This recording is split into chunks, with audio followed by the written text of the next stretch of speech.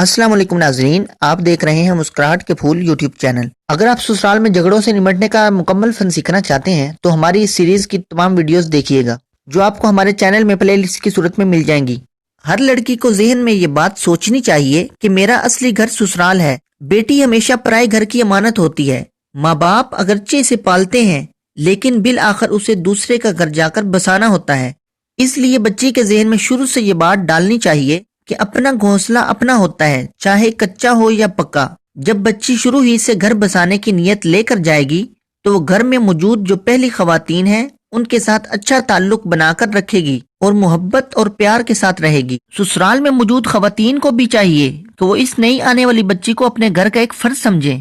इतनी कुर्बानी करके आने वाली बच्ची माँ बाप को छोड़ा, बहन भाई को छोड़ा, मेक्के में जहाँ वो रहती थी वहां अपनी सहेलियों को छोड़ा, सब कुछ छोड़ छाड़ कर उसने कुर्बानी की और अपने खामिद की खातिर यहाँ आ गई। आखिर इस कुर्बानी की भी तो कोई वैल्यू होनी चाहिए ना। अगर सब लोग अपनी अपनी जिम्मेदारियों का एहसास करें तो इन झगड़ों को खत्म किया जा सकता है। आम तौर पर जब किसी बच्चे की शादी होती है तो वो अपने माँ बाप के घर रहता है और बच्ची को एक आबाद घर के अंदर आना पड़ता है।